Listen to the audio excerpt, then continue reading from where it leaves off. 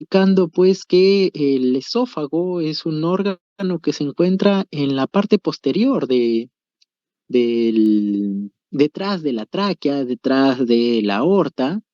Podemos dividirlo en tres grandes partes, empezando pues desde su porción más proximal, que es el esfínter esofágico superior. Una vez que ingresa al mediastino, este deja de ser ya cervical y se convierte en lo que llamamos el esófago torácico, y después de ingresar a través del diafragma ya para conectarse al esófago abdominal.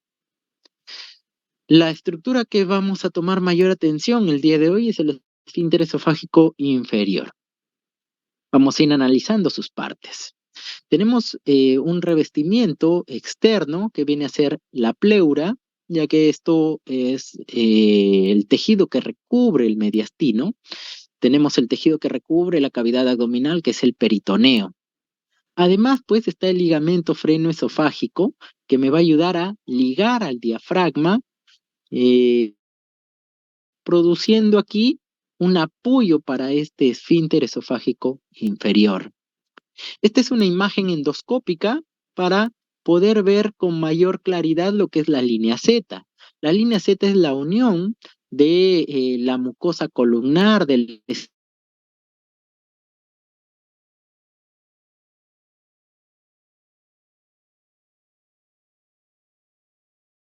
estómago con la mucosa escamosa del esófago.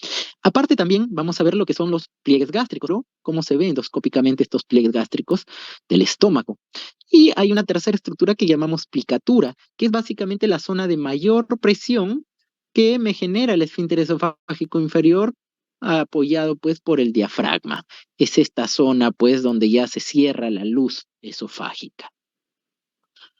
Muy bien. Un poquito esta enfermedad por reflujo, pues es muy variable. Hay algunos lugares como Estados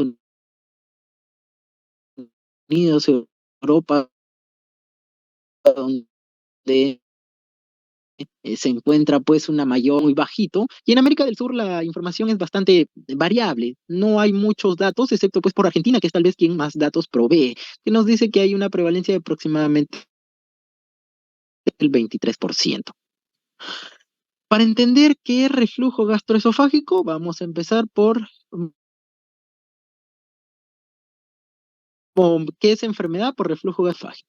Llamamos reflujo gastroesofágico al escape del contenido gástrico, ya sea solo gástrico o también duodenal, que atraviesa pues a la luz del esófago, o sea, me supera el esfínter esofágico inferior.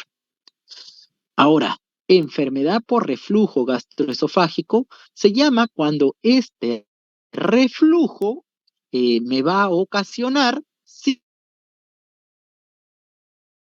complicaciones. Este es el consenso actual, que es el de Montreal, es la definición que se maneja actualmente. Entonces, más claro, esquemático, una enfermedad por reflujo gastroesofágica se va a presentar cuando tengo reflujo gastroesofágico más lesión esofágica o síntomas, cualquiera de estos dos. Solo tener reflujo no es sinónimo de enfermedad. Tiene que haber síntomas o lesión esofágica. Esto nos lleva, pues, a dos grandes situaciones. Yo puedo tener un paciente que tiene lesión esofágica o que es esofagitis con o sin síntomas, ¿ya? O también puedo tener pacientes sin lesiones esofágicas que solo tienen síntomas, ¿ya? ¿Cuáles son los síntomas? Pues se caracterizan síntomas típicos, pirosis, regurgitación, y síntomas atípicos, como todo disfonía, asma, que ya los vamos a revisar. ¿Cómo se produce esta enfermedad por reflujo gastroesofágico? Ya hemos visto, tiene que darse el reflujo gastroesofágico más esofagitis. En estos tiene que haber un desbalance entre factores defensivos y los factores agresivos, apoyados pues por factores agravantes. Los factores defensivos los vamos a revisar a continuación, y los factores agresivos agravantes también. Entonces empezamos un dato muy importante, la percepción visceral. Vamos a hablar de esto a continuación. Entonces, para tener una idea, para que se produzca, pues, o para que este reflujo gastroesofágico me genere esofagitis o síntomas, va a haber un desbalance entre factores defensivos y agresivos. Empezamos. El primer factor, la barrera antirreflujo. Esta barrera antirreflujo va a estar formada por el esfínter esofágico inferior, el que habíamos revisado inicialmente, el cual va a tener una presión siempre de 10 a 35 milímetros. O sea, quiere decir que este esfínter siempre va a estar cerrado. Solo se apertura este esfínter cuando viene el bolo alimenticio. Es decir, viene pues alimento aquí y eso va a condicionar pues que se dilate la parte proximal, se contraiga la parte distal.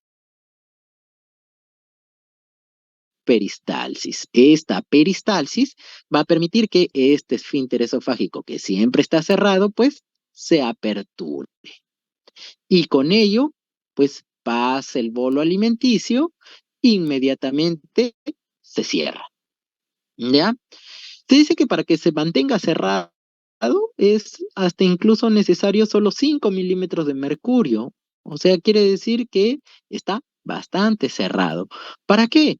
Para impedir, pues, el reflujo gastroesofágico. Hay que saber que el estómago funciona, pues, como una gran batidora. Va a digerir los alimentos apoyándose de ácido, de movimientos, y para evitar, pues, que esto eh, refluya, pues tiene que estar este esfínter bien cerrado. ¿Quién más me va a apoyar en esta barrera antirreflujo? El diafragma crural. Esto es parte, pues, del diafragma que nos va a ayudar a los movimientos inspiratorios. Entonces, la zona que está más cercana al esófago se le llama crural, la zona ya más distal, costal. Entonces, esto con la inspiración también me va a ayudar con presión hacia la luz esofágica para mantener, pues, la presión del esfínter. También nos va a ayudar aquí bastante lo que es el ángulo de His. ¿Qué es el ángulo de His? Como vemos aquí, es la formación entre el esófago y el estómago. Un ángulo que por lo general tiene que ser menos de 90 grados. ¿Para qué? Para que cuando viene o el estómago pues está con el bolo alimenticio, estos movimientos empujan esta angulación hacia adelante, produciendo una especie de válvula. Como ven, fisiológicamente, pues, se cierra gracias a esta válvula. Lo que no ocurriría, lo que no ocurriría si es que este ángulo de giro de 90 grados, ya que el alimento va a pasar directamente. Esto pues favorecería un reflujo. Entonces, estas tres estructuras me forman la barrera antirreflujo. ¿Qué factores me alteran esta barrera antirreflujo? Pues las relajaciones transitorias del esfínter esofágico inferior. ¿Qué es eso? Pues en condiciones, cuando hay alimento en el fondo del estómago, esto puede inducir unas pequeñas relajaciones de alrededor de 20 segundos en donde mi esfínter, que está totalmente cerrado, pues se apertura, ¿ya? Una incompetencia del esfínter esofágico inferior, ya sea por una hernia hiatal. ¿Qué es una hernia hiatal? Pues donde ha deslizado el estómago hacia adentro de la cavidad torácica, con lo cual el esfínter esofágico inferior queda arriba y ya no tiene el apoyo del diafragma. Esto pues condiciona pérdida de fuerza del esfínter esofágico inferior, con lo cual facilita un reflujo. Es necesario mencionar que no todos los pacientes con hernia hiatal tienen enfermedad por reflujo, porque todavía funciona el esfínter. Obviamente disminuido, pero funciona. Y muchas veces no es suficiente una hernia para una enfermedad por reflujo gastroesofágico. Tenemos también el bolsillo ácido. ¿Qué es esto? Pues se sabe ya que sobre el bolo alimenticio hay una capa que es mucho más ácida. ¿ya? Y esta pues es la que está en mayor contacto con el esfínter y si hay una relajación transitoria o una alteración anatómica o un reflujo fisiológico, pues este pasa hacia el esófago y produce mayor irritación porque esta capa es más ácida. Si es que hay retraso en vaciamiento gástrico por distintos factores, normalmente, por ejemplo, para tener una idea, los líquidos como el agua eh, deberían demorar en pasar o en tener un vaciamiento gástrico aproximadamente 15 a 30 minutos. Los alimentos más pesados, como son las carnes, pues pueden demorar entre hora y media a 2 horas, es lo que demora. Mayor a este tiempo ya llamamos un retraso del vaciamiento gástrico. Esto condiciona pues que el alimento esté más tiempo en el estómago, más tiempo también hay contenido ácido y favorece pues el reflujo. Y algunas condiciones que nos van a generar aumento de presión abdominal, obesidad, embarazo, tos crónica. Un poquito mencionar pues sobre la hernia hiatal. Esta es una visión endoscópica de parte proximal, o sea, estamos mirando con el equipo del esófago hacia estómago. Vemos cómo está bastante aperturado, lo que debería estar cerrado. Vemos el inicio de pliegues gástricos que están muy arriba y la aplicatura está más abajo. Y esta es una visión pues en retro. Este es pues el estómago. Nosotros hemos entrado con el equipo, hemos dado una curva y estamos mirando hacia arriba. Es lo que está aquí.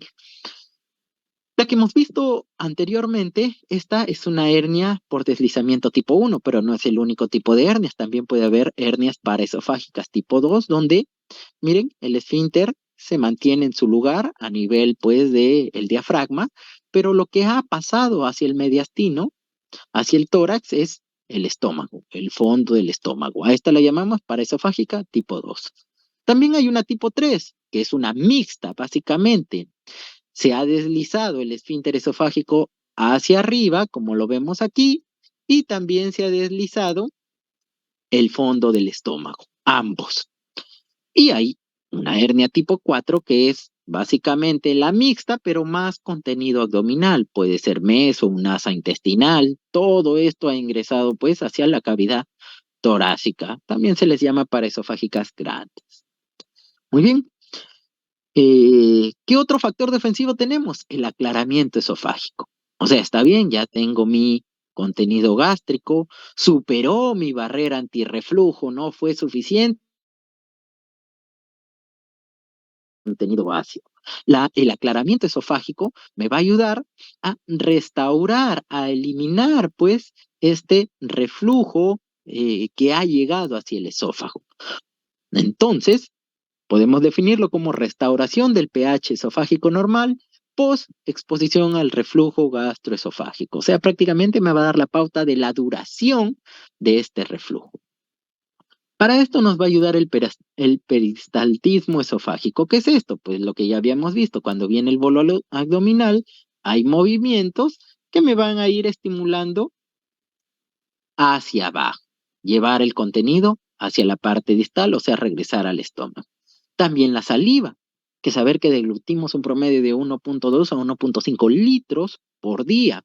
Entonces el pasar saliva va a ayudar también, por un efecto mecánico de arrastre, a, entre comillas, limpiar el esófago. Y obviamente el efecto de gravedad, el simplemente hecho de estar erguidos, parados, pues eh, condiciona que este reflujo regrese. Factores que alteran este aclaramiento, algunas patologías como esclerodermia, hernia hiatal, ya que impide unos correctos movimientos de peristalsis. Eh, el tabaco disminuye la producción de saliva y serostomía, que es una patología que básicamente nos disminuye las secreciones. ¿Cuál es el otro factor defensivo que tenemos? El tercero, la resistencia epitelial esofágica. Básicamente son los elementos morfológicos y fisiológicos que impiden la retrodifusión de hidrogeniones. ¿Qué significa esto? Pues que el contenido ácido que llega al esófago no atraviese las membranas celulares e irrite de manera interna. ¿Ya? Eso es lo que quiere decir resistencia epitelial, que el ácido se quede fuera. Para esto, pues, las células del esófago producen moco y bicarbonato, con lo cual el ácido se dificulta su ingreso y su irritación. Imaginemos que no es suficiente, ya llegan a estar en contacto, las propias uniones celulares de las células de la mucosa pues esofágica también constituyen una barrera para evitar que el ácido, que los hidrogeniones generen lesión. Y por último, pues la neutralización del hidrógeno por el bicarbonato del flujo sanguíneo. ¿Qué quiere decir? Que llegue el flujo sanguíneo, pues, a nuestra capa del esófago y esto va a permitir, pues, expulsar bicarbonato y contrarrestar esta acidez. Muy bien.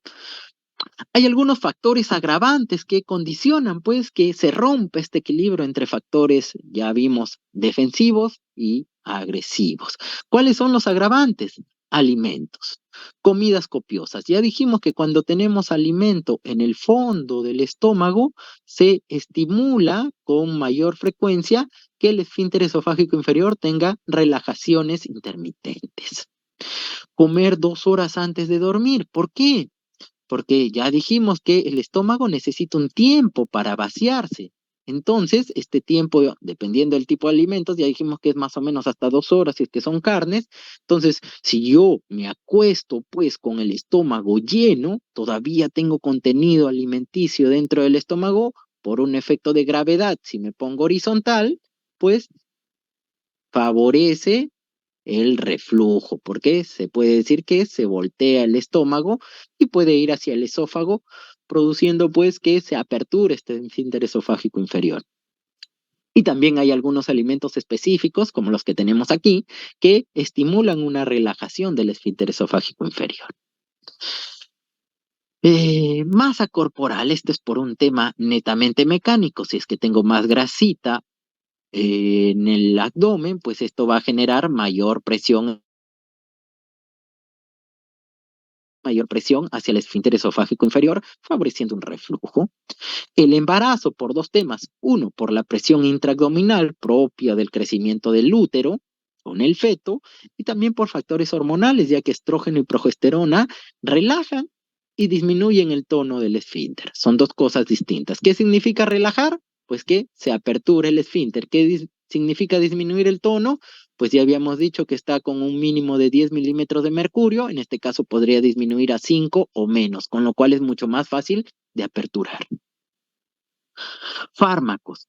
Los fármacos tienen distintas modalidades de alterar el esfínter esofágico inferior. Uno es retrasar el vaciamiento gástrico. Hay algunos medicamentos que por efectos adversos, pues disminuyen el tránsito intestinal, con lo cual está más tiempo el contenido gástrico en estómago y esto favorece el reflujo. Relajan también el esfínter esofágico inferior o disminuyen la resistencia del epitelio esofágico, como el caso de los AINES.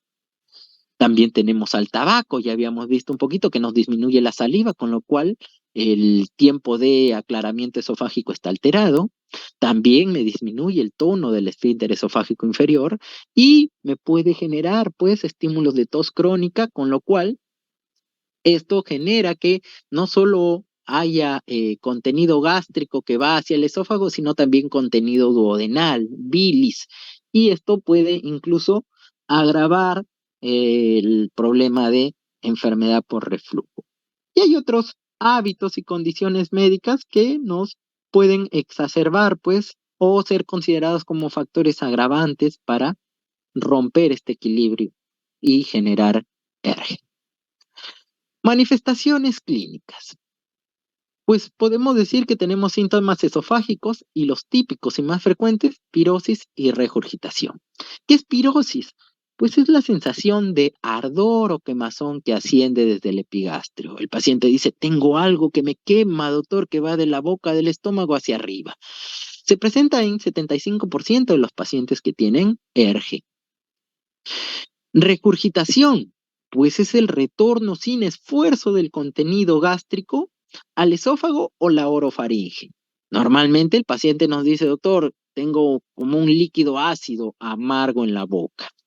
Eso es regurgitación y tiene una sensibilidad de 78%, especificidad de 60% para indicar un ERGE. También tenemos unas manifestaciones extraesofágicas que ya están establecidas. Tos crónica, asma, laringitis, disfonea, síndrome de apnea obstructiva del sueño, caries, que los podríamos considerar como los síntomas atípicos. Hay unas asociaciones bien establecidas. ¿Qué quiere decir? Que yo tengo estos síntomas y se me pueden asociar otras cosas, cialorrea. ¿Por qué? Porque se empieza pues a generar mayor salivación para un mayor aclaramiento esofágico, eruptos, halitosis, náuseas.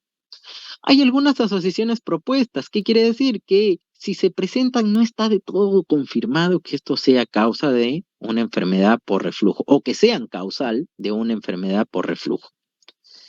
Y los famosos síntomas de alarma, que son los que siempre debemos diagnosticar cuando estamos en la sospecha de una enfermedad por reflujo, porque son sugerentes de complicaciones de la enfermedad por reflujo o ya de causas graves. Tenemos, por ejemplo, disfagia, que es la dificultad para comer.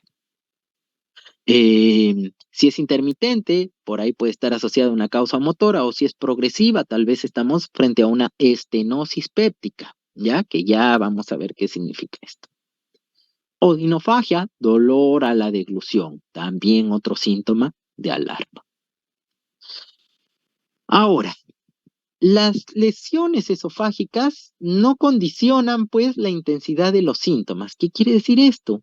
Que yo puedo tener un paciente que tiene una extensa lesión esofágica, erosiones gigantes, pero tal vez tiene pocos síntomas o puede tener muchos síntomas. Eso es, no es una regla, o sea, es al azar, se podría decir, ¿ya?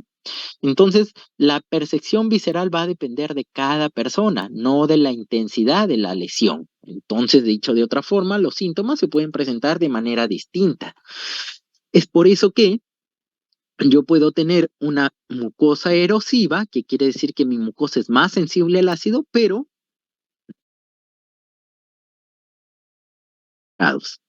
de la misma forma, yo puedo tener un paciente que tiene el esófago aparentemente normal y puede presentar síntomas moderados. O puedo tener también a un paciente que no tiene reflujo y que tiene síntomas, ¿ya? Eso ya no sería una enfermedad por reflujo. Ya dijimos que enfermedad por reflujo necesita reflujo más síntomas o lesiones. Si no hay reflujo, no es, pero si tiene dolor, esto ya entra en lo que llamamos nosotros hipersensibilidad al ácido o pirosis funcional. ¿Cómo es esto? Un poquito para ir conociendo. Vamos a ver, esofagitis erosiva, cuando hay erosiones. Esofagitis no erosiva, cuando solo hay síntomas y pues nuestro esófago endoscópicamente está normal. ¿Qué es una ERG erosiva, una esofagitis erosiva? Cuando yo tengo el reflujo patológico más la mucosa erosiva. Y mis síntomas pueden ir desde no síntomas hasta síntomas muy severos. ERG no erosiva o ERNE es cuando yo tengo mi reflujo gastroesofágico patológico y mi mucosa está normal. No hay erosiones y mis síntomas pueden ir desde leves hasta severos. ¿Qué es hipersensibilidad al reflujo? Pues que mi percepción visceral está aumentada. Yo puedo tener un reflujo fisiológico, o sea, un reflujo esperable, que es menor de 4 al día, pero esto a mí me genera síntomas. Quiere decir que mi esófago es muy sensible. Hipersensibilidad por reflujo. Esto no es enfermedad por reflujo. Y también está lo que es la pirosis funcional. El paciente no tiene ningún tipo de reflujo asociado a los síntomas. Quiere decir que el paciente presenta síntomas sin presencia de reflujo.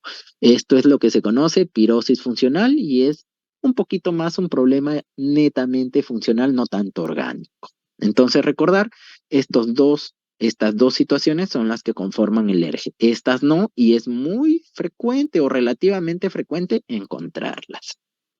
Muy bien, por eso es importantísimo el tema de percepción visceral. Ahora, ya conociendo todo esto, nosotros podemos clasificar a nuestra enfermedad por reflujo. La clasificación vigente es la de Montreal, la que nos dice que los vamos a clasificar en síndromes esofágicos, los que van en síntomas y los que van en lesiones de mucosa. Los que van en síntomas son los más frecuentes, ya dijimos. Los pacientes suelen presentar síntomas en 60% y los que presentan lesiones son el 35%. Dentro de los sintomáticos podemos tener los síndromes típicos o también las lesiones que a la cabeza, pues, Barrett, adenocarcinoma, podríamos llamarla ya las complicaciones de la esofagitis. Esto es a lo que nosotros llamamos un ERGE no erosivo o ERNE y esto un ERGE erosivo.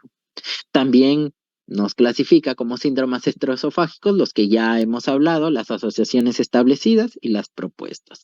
Les pongo aquí el cuadrito para que lo aprendan, porque sí he visto que hay algunas preguntas sobre esto, ¿no? ¿Es la sinusitis una asociación establecida de ERGE? Es una pregunta netamente teórica que aquí sí lamentablemente hay que aprender. Diagnóstico. ¿Cómo hago el diagnóstico de mi enfermedad por reflujo gastroesofágico? A ver, esto es de hace rato, ¿no? Ya estamos. Muy bien, vamos. Primero, todo parte por la sospecha. ¿En quién voy a sospechar este ERGE? En mi paciente si tiene síntomas típicos, por ejemplo, pirosis o regurgitación. Inmediatamente lo que debo hacer es descartar los síntomas de alarma. Pregunto si hay disfagia, dinofagia, pérdida de peso, busco anemia o descarto hematemesis, melenas. Ya está. Si hay algún síntoma de alarma, yo debería indicar ya una endoscopía alta. ¿Por qué? Porque si hay síntomas de alarma, como ya dijimos, puede ser que haya complicaciones ya de la esofagitis, de una esofagitis, o puede ser incluso unas neoplasias gastroesofágicas. Puede ser un NM de esófago que me ocasiona todos estos síntomas de alarma y me puede simular incluso una enfermedad por reflujo. Doctor, no, mi paciente no tiene síntomas de alarma. Ah, ya. Entonces, vamos con la prueba terapéutica. ¿Qué es la prueba terapéutica? Pues iniciar inhibidor de bomba de protones por 2 a 4 semanitas. Pueden pasar dos situaciones. Situación A, viene nuestro paciente en 2 semanas. Doctor, lo máximo lo que me ha dado, me ha mejorado totalmente. Ah, esto nos confirma el diagnóstico. Excelente, ya está. Confirmamos el diagnóstico, tendríamos que solo completar el tratamiento. Situación 2, doctor, ¿sabe qué? Me dio usted esa medicación y no me ha funcionado o me ha respondido parcialmente. Si es que ese es el caso, pues ya tengo que ir con estudios morfológicos, como una endoscopía o estudios funcionales. Los vamos a ver a continuación, no se preocupe. Empezamos. Prueba terapéutica. Ya hemos hablado. IVP, dosis estándar durante 2 a 4 semanas, cada 12 horas. ¿Ya? Tiene una alta sensibilidad, especificidad. Si hay respuesta clínica, como ya dijimos, el diagnóstico está confirmado. Si hay respuesta parcial o nula, pues podemos hacer dos cosas. Una es duplicar la dosis o rotar también los IVPs. Importante es siempre corroborar una adecuada adherencia al tratamiento. Los IVP son medicamentos muy efectivos, muy buenos, pero hay que tener cuidado en la adherencia.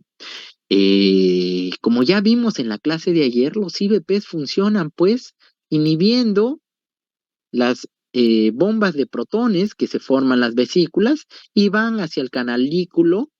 Entonces, una vez que se activan, ahí funciona bloqueando el IVP. Por eso es importante tomarlo antes de los alimentos, unos 20 a 30 minutos antes, para que ya estén disponibles en la circulación e inmediatamente puedan darme el efecto.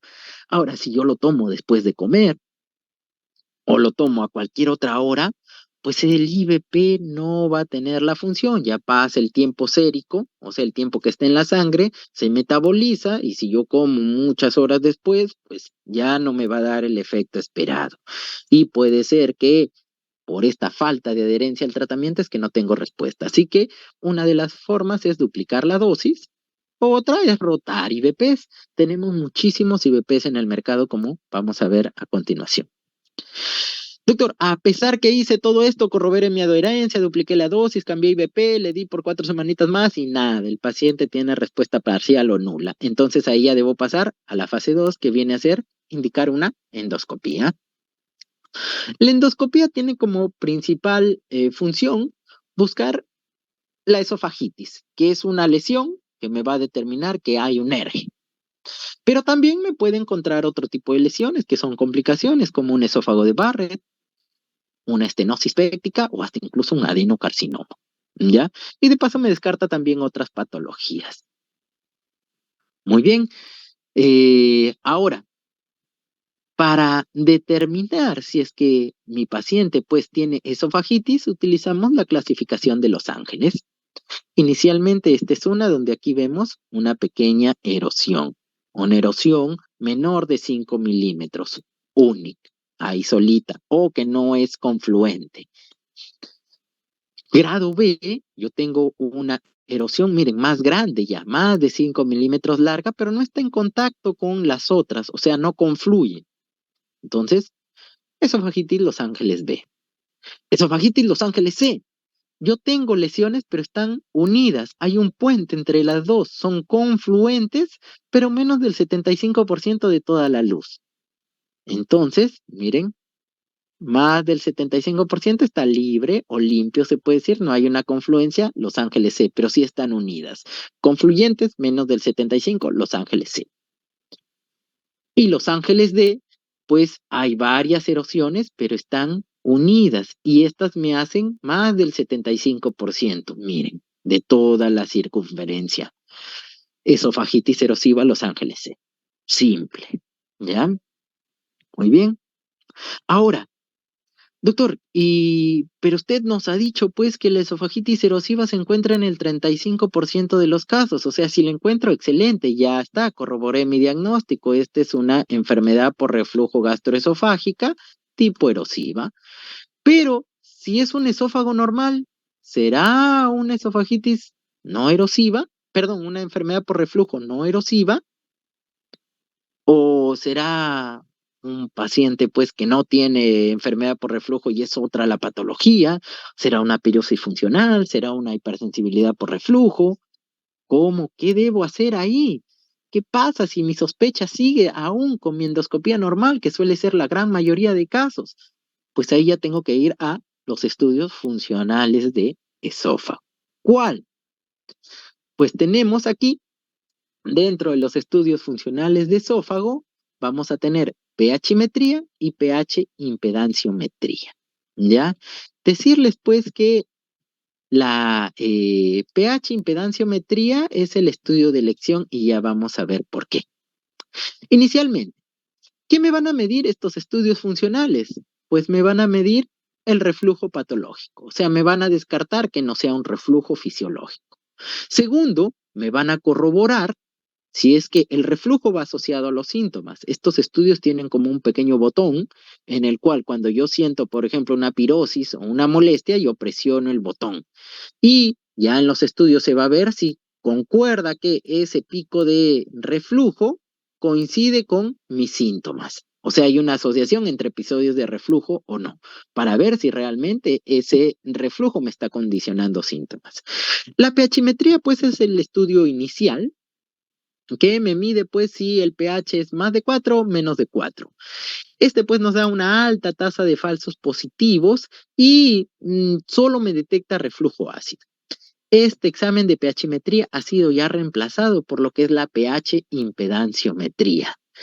Este pues me detecta reflujos ácidos, reflujos no ácidos como son de la bilis, incluso me detecta también si hay aire o gas,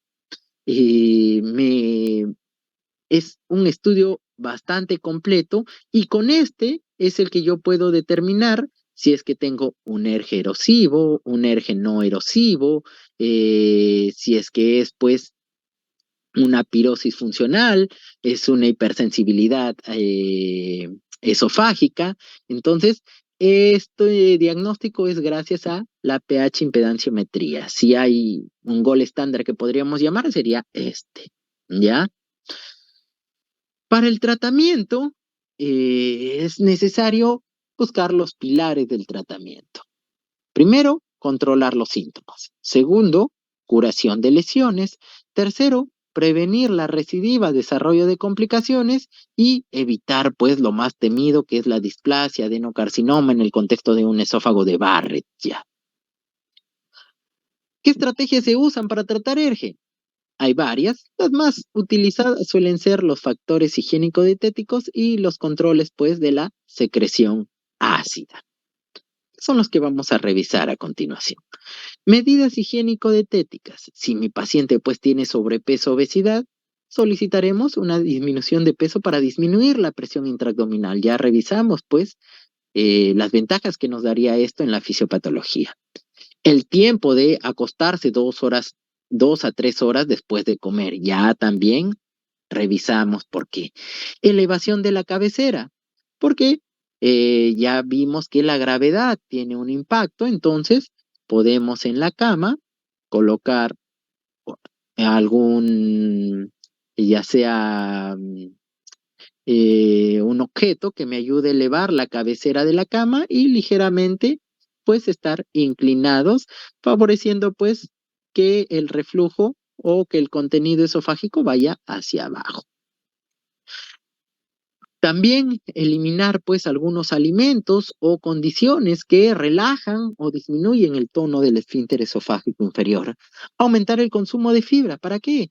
Porque la fibra pues estimula un buen tránsito intestinal, con lo cual nos va a dar un mejor vaciamiento gástrico. Y el ejercicio, pues el ejercicio tiene un impacto que se está viendo mucho más con el avance de la evidencia, ya que nos ayuda a eliminar tensión, estrés. Ya se ha visto que el estrés acumulado podría generar cierto retraso o alteración del movimiento gastrointestinal y condicionar pues un retraso también en vaciamiento gástrico. Dentro de los tratamientos farmacológicos, pues los IBP son los que van a la cabeza, los inhibidores de bomba de protones, ¿ya? Su inicio de acción no es tan rápido, se dice que el pico de acción 38 horas es la primera línea de tratamiento, son mucho mejores que los anti-H2, eso sí, y pues el tratamiento es de 8 semanas. Ya habíamos hablado que tiene que darse en ayunas y 30 minutos antes del alimento. Estos son los múltiples IBPs que tenemos: omeprazol, lansoprazol, rabeprazol, pantoprazol, esomeprazol, con sus dosis estándar, sus dosis dobles, 2 cada 12 horas. Ya está. Muy bien. Tenemos también los anti-H2, estos pues ya han quedado en un segundo plano. Si tenemos la oportunidad de utilizar un IBP, no hay ninguna razón para utilizar un anti-H2, excepto pues en condiciones especiales como por ejemplo embarazo, donde los anti-H2 son un poquito más seguros. Nada de esto funciona, doctor. Yo sigo con las molestias, me ha mejorado, pero parcialmente, pues aquí ya esto es indicativo de tratamiento quirúrgico. ¿Cuáles son las indicaciones? Por ejemplo, puede ser un paciente que me diga, doctor, yo dejo la medicación y vienen los síntomas. Cuando tomo sí me va perfecto, pero ya me cansé de estar tomando siempre medicación, medicación, quiero otra solución, tratamiento quirúrgico. Falta de adherencia, doctor, por más que yo quiero, me olvido de tomar, a veces tomo, lo tomo después, ya no hay forma, no puedo. Tratamiento quirúrgico. Si existe pues algún efecto adverso a los IBPs, si ya hay una condición anatómica como una hernia yatal gigante, sí, por más que le damos IBPs a nuestro paciente, pues sigue una esofagitis incluso que se puede complicar, produce sangrados, también. En este caso o en estos casos, pues ya la cirugía sería el manejo a seguir. Vamos con las sospechas de reflujo gastroesofágico. Este es un algoritmo resumen para ver todo lo que hemos hablado y tal vez sacar lo más importante, ¿ya? Tengo sospecha de reflujo gastroesofágico. Ya dijimos, lo primero que vamos a hacer es buscar signos de alarma. Si no hay signos de alarma, ¿qué hacemos? Nuestra prueba terapéutica, un tratamiento empírico de 2, 4 semanas y corroboramos. ¿Sabe qué, doctor? Todo fue perfecto, se confirmó el diagnóstico, completamos tratamiento, ahí terminó. Pero ¿qué pasa si es que persisten las molestias o hubo una respuesta parcial? A pesar, pues, que vimos el tema de la adherencia, cambiamos o rotamos el tipo de IBP, duplicamos dosis, pues tenemos que ir a la endoscopía o gastroscopía, como se menciona en España. Este mismo camino, ir directamente a la gastroscopía, es si es que nuestro paciente presenta a síntomas de alarma. Ya está. Hasta aquí hemos llegado todos al mismo lugar, gastroscopía. Una vez hacemos la endoscopía y bueno, encontramos esofagitis. Ah, excelente, se confirmó pues nuestra enfermedad por reflujo gastroesofágico, tiene lesiones de esofagitis, hay que darle tratamiento. Ya está. O encontramos pues las complicaciones, una estenosis péptica, un esófago de Barrett, un adenocarcinoma, ya lo trataremos de acuerdo a cuál de estas sea, que esto ya no es motivo de esta clase. Ahora, salió una endoscopía normal, ¿qué debo hacer? Sigue mi sospecha, ¿cómo hago para saber si es una enfermedad por reflujo o no? Ya dijimos que tenemos que ir con la pH impedanciometría. Aquí nos menciona manometría porque sí mencionarles que siempre deberían ir de la mano una pH impedanciometría con una manometría. ¿Qué es la manometría? Que me va a medir pues las contracciones, la peristalsis del esófago, ya que muchas veces esto es el que condiciona la alteración esofágica. Muy bien, si me sale pues que está alterada, o sea que sí hay reflujo patológico que coincide con los síntomas, pues ya está, se confirmó mi diagnóstico. Pero si me sale normal, pues valoro ya cuál de los otros diagnósticos es, una hipersensibilidad al reflujo, una pirosis funcional, y de acuerdo a ello es el manejo. Muy bien, eso es todo por ahora. Estoy atento pues a las dudas, a las preguntas.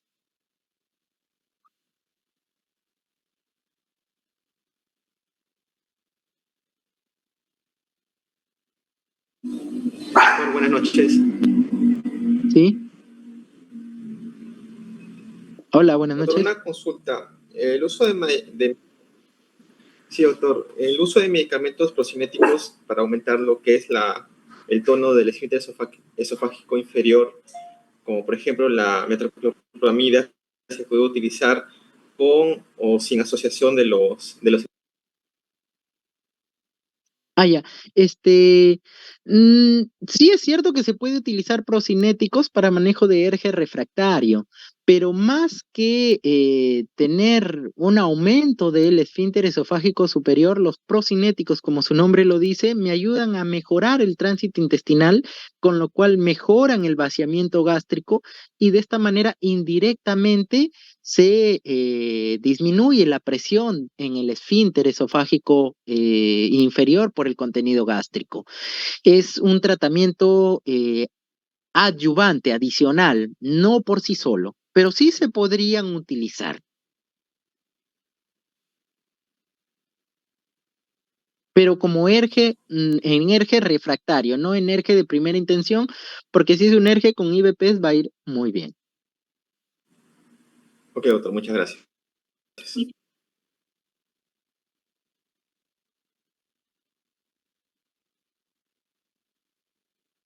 Me han pasado por aquí la lista. No pasé lista, ¿no? Vamos a ver. No, doctor, enviamos un link de asistencia, es un Forms, Ya. y simplemente registramos nuestros nombres y nuestra sede para la asistencia. Muchas gracias, Jennifer. No se preocupe, doctor. Ya. ¿Alguna pregunta más sobre el tema? ¿Dudas? ¿Todo está claro? ¿Yo les puedo hacer preguntas entonces? Uy, ya se van.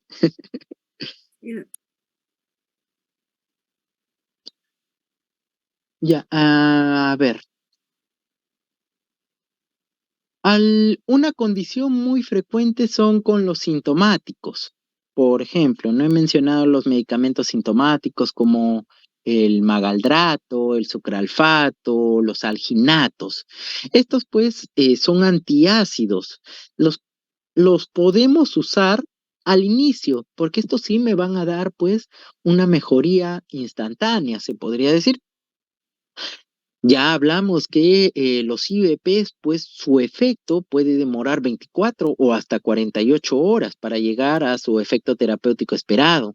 Entonces, en el primero o hasta tercer día, sí les recomiendo asociar pues un medicamento sintomático, que puede ser sucralfato, bismuto, magaldrato, el que ustedes prefieran, para que el paciente empiece a tener una mejoría de los síntomas al inicio. Ahora, doctor, si esto me funciona desde el inicio, ¿por qué no me quedo solo con eso? Porque esto lo único que hace es neutralizar nada más el ácido y esto no me da una respuesta a largo plazo. ¿Ya? Es una respuesta momentánea, entonces yo eternamente tendría que seguir continuamente usándolos. Entonces, lo usamos como adyuvantes hasta que llegamos a la dosis terapéutica de los IVPs.